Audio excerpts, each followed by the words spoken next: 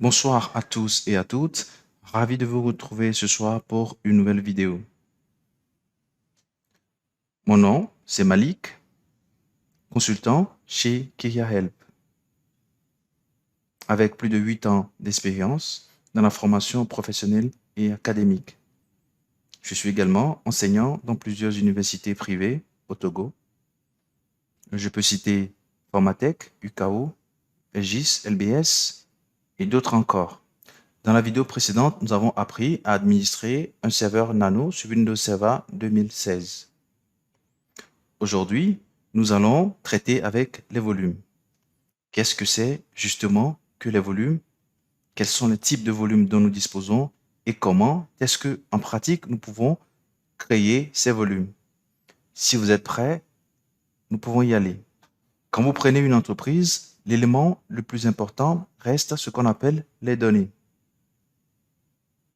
Et si ces données sont stockées sur des disques, il est alors très important d'avoir un regard profond sur la façon dont ces données sont stockées sur les disques.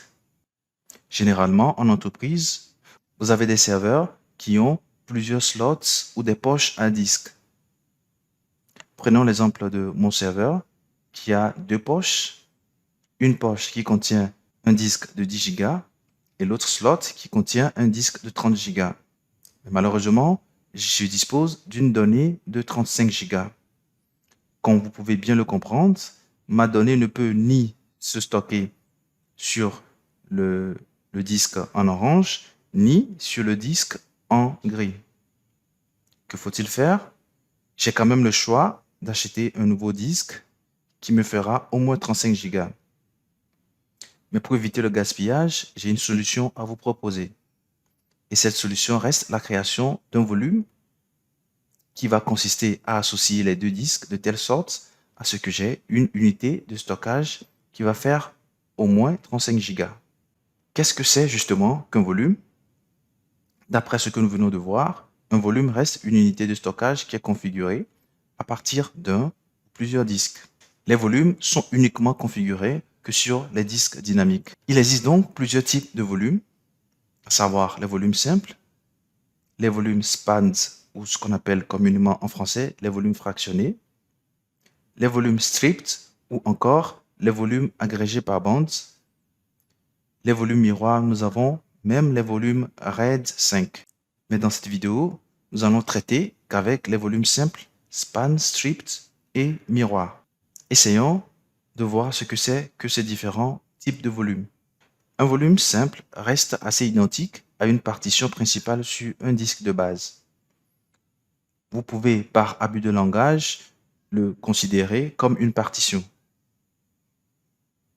Et il est également possible de pouvoir étendre un volume simple sur le même disque et même sur plusieurs autres disques. Dans ce cas, nous parlerons de volume spans. Et une particularité de ce volume est qu'il n'est pas tolérable aux pannes. C'est-à-dire que si le disque tombe en panne, il vous est impossible de retrouver vos données. Passons donc au volume fractionné. Ces volumes fractionnés sont configurés en utilisant plusieurs disques, mais très importants, de tailles différentes. Vous pouvez associer plusieurs disques de tailles différentes pour former ce qu'on appelle un volume fractionné. Et l'un des avantages justement des volumes fractionnés, c'est que la taille totale de ce volume que vous aurez reste la somme des tailles considérées de chaque disque que vous avez associé. L'inconvénient justement, c'est qu'il y a une non-tolérance de panne. Parce que si vous avez un disque qui tombe en panne, vous perdez toutes vos données. Et l'un des avantages également va rester la performance. Passons donc au volume stripped. Les volumes agrégés par bande ressemblent un petit peu au volume spans, sauf que ces volumes sont configurés en utilisant plusieurs disques, mais cette fois-ci de taille identique. Et pareillement, au volume spans, vous avez la taille totale qui fait la somme des tailles considérées de chaque disque. Pareil, nous avons une non-tolérance aux pannes et une performance. Finissons avec les volumes miroirs. Ces volumes sont configurés en utilisant plusieurs disques de taille identique comme les volumes stripped, à la seule différence que la taille des volumes miroirs reste égale à la taille considérée d'un des disques. C'est-à-dire, si vous voulez créer un volume miroir à partir de 2 disques, et vous considérez sur le premier disque 10 Go et sur le second disque également 10 Go, la taille totale de ce volume vous fera 10 Go au lieu de 20 Go pour un volume stripped. Ce qui est très intéressant avec ce volume miroir, c'est que ce volume est tolérant aux pannes. En cas de perte d'un disque, vous avez donc la possibilité de retrouver vos données. Passons donc à la création proprement dite de ces différents types de volumes. Considérons donc l'architecture suivante. Nous disposons d'une machine virtuelle sur laquelle est installé Windows Server 2016. Nous allons donc ajouter 3 disques, disque 01, disque 02 et disque 03. Il s'agira donc de créer 4 volumes, à savoir les vols simples, vols spanned, stripped et vols miroirs. Comme vous pouvez le constater sur le tableau, le volume simple sera créé uniquement que sur le disque 1. Le volume spanned sera configuré grâce à l'association des 3 disques. Le volume stripped, quant à lui, sera constitué ou configuré à partir des 2 premiers disques. Et enfin, le volume miroir sera constitué à partir du disque 2 et du disque 3. Si vous avez bien compris cette partie, passons donc à la création de ces volumes proprement dits. Les volumes simples. Nous passons donc à la création des 3 disques, disque 1, disque 2 et disque 3. Pour cela, faisons un clic droit sur le serveur concerné. Cliquons sur Paramètres. Alors, dans les paramètres, nous allons essayer d'ajouter les 3 disques.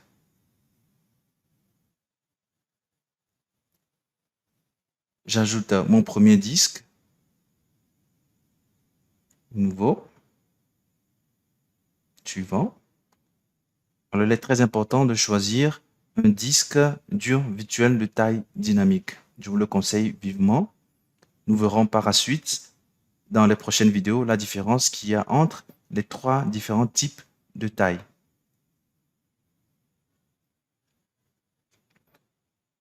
Nous allons le nommer disque 01.phdx. Suivant.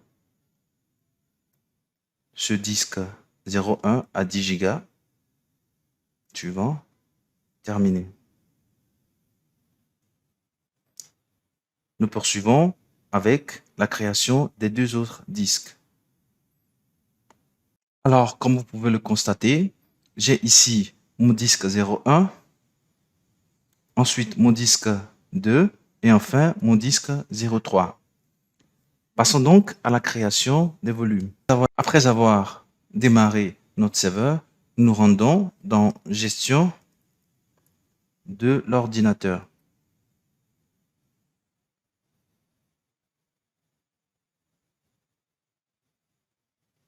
Ensuite, gestion des disques. Comme vous pouvez donc le constater, nous avons notre disque 1, notre disque 2 et notre disque 3. Nous voyons que le disque 1, le disque 2 et le disque 3 sont hors connectés et non initialisés. Afin de pouvoir utiliser ces disques, il faut d'abord les mettre en ligne.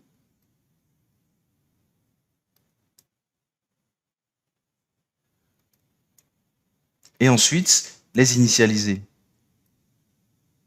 Bien sûr, nous allons considérer la table de partition GPT.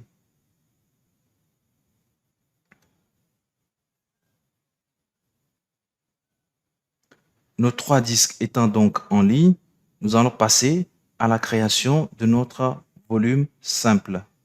Notre volume simple aura une taille de 2 Go et s'appellera vol simple sur le disque 01. Nous faisons un clic droit sur le disque 1 et nous cliquons sur nouveau volume simple. Suivant, la taille de ce volume simple est de 2 Go, approximativement à 2048.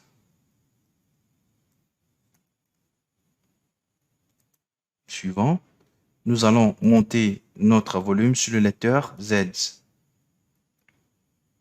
et le formater en NTFS. Bien sûr, le nom, c'est vol simple.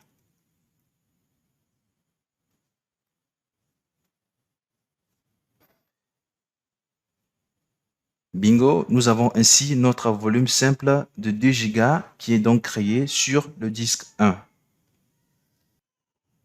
Le volume SPAD sera constitué à partir des 3 disques et aura une taille totale de 7 Go parce que, comme nous l'avons dit, la taille totale du volume SPAN sera la taille de toutes les parties reçues des 3 disques. Donc 4, 2 et 1, nous avons un total de 7 Go.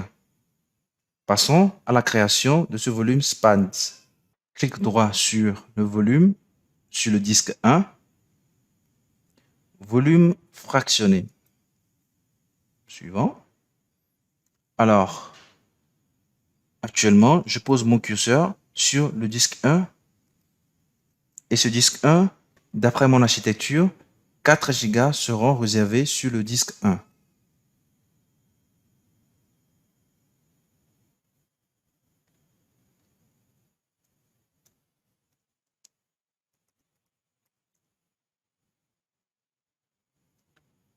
Ensuite, je sélectionne le disque 2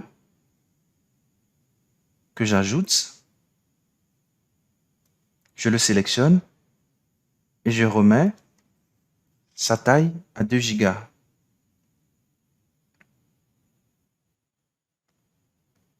Ce qui fait 2048. Je considère le troisième disque qui a 1 Go.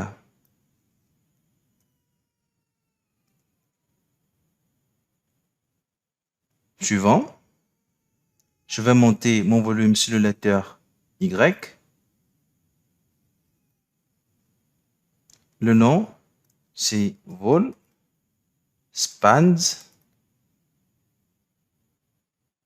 Suivant, terminé. Oui, j'ai une notification comme quoi le disque basique sera converti en disque dynamique. Comme on l'avait dit, les volumes sont configurés que sur les disques dynamiques.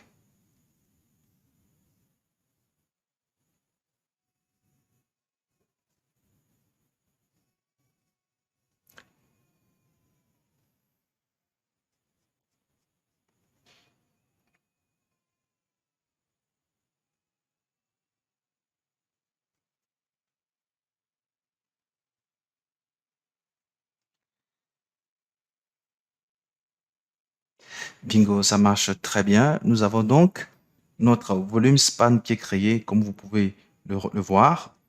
4 Go réservés sur le disque 1, 2 Go sur le disque 2 et 1 Go sur le disque 3. Passons donc à la création du volume stripped.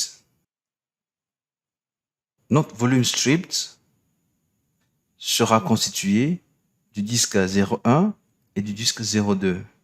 Bien sûr, les deux parties qui seront considérées auront la même taille. 3 Go, 3 Go. Donc au total, notre volume stripped doit avoir une taille de 6 Go. Passons à la création.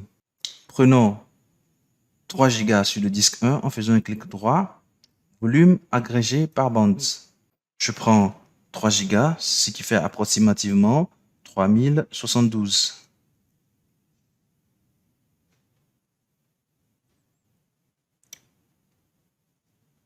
J'ajoute le volume 2, je le sélectionne et par défaut, le système lui-même le transforme immédiatement en 3072, ce qui confirme bien ce que nous avons appris. Le disque 1 et le disque 2 ont la même taille. Suivant, nous allons monter notre volume sur le lecteur X. Suivant, nous donnons le nom vol spanned, plutôt stripped. Suivant, terminé.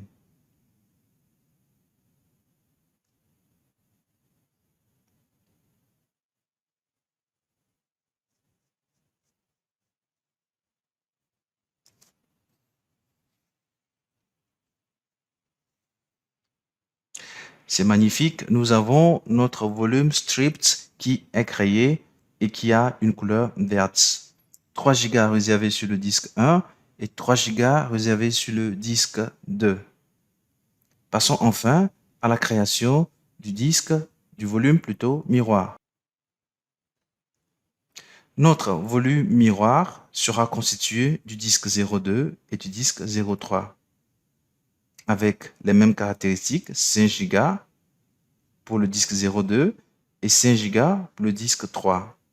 Et attention, la taille totale de ce volume miroir sera 5 Go et non 10 Go.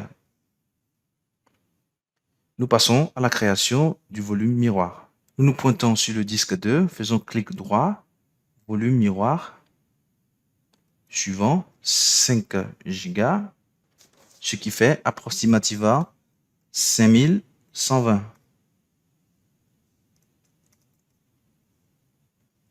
Ensuite, le disque 3, nous l'ajoutons et automatiquement le système le met à 512. Donc nous avons 5 Go pour le disque 2 et 5 Go pour le disque 3. Suivant, nous montons ce volume miroir sur le lecteur W. Suivant, nous lui donnons le nom vol miroir. Suivant et terminé.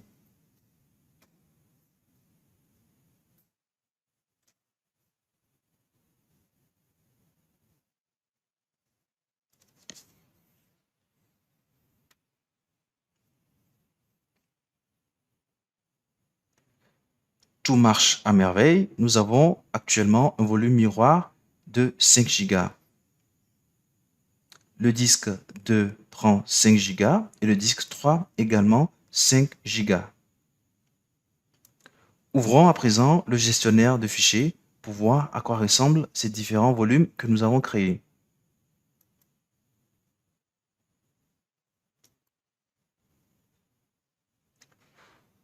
Vous constatez bien avec moi que nous avons le volume simple que nous avons créé qui fait 2 Go comme prévu, le volume spanned qui fait 7 Go comme prévu, le volume strict 6 Go et le volume miroir 5 Go.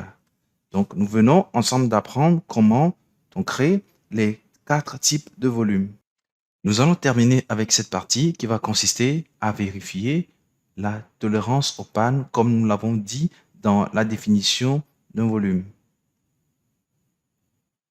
Pour ce faire, nous allons nous rendre sur notre serveur et essayer de supprimer ou mettre hors ligne certains disques et voir comment se comporteraient nos différents volumes. Passons donc au test sans plus tarder. Essayons donc de supprimer ou de mettre hors ligne le disque 2. Rappelons donc que le disque 2 est constitué du volume spanned, du volume stripped et du volume miroir. Mettons donc hors ligne ce disque et voyons ce qui va se passer. Mais bien avant, je vous montre le gestionnaire de fichiers. Voilà. Ensuite, mettons hors ligne ce disque 2. Disque 2 hors ligne.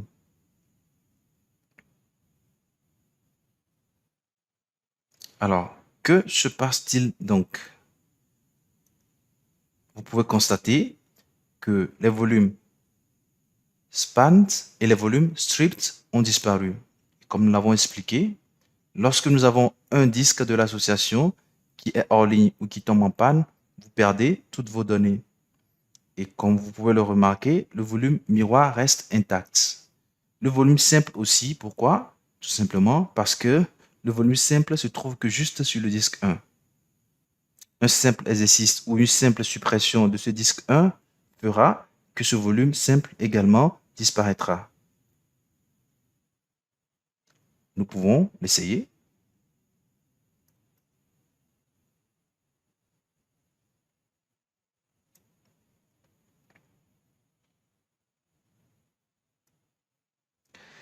Nous perdons donc le seul rescapé qui est le volume simple.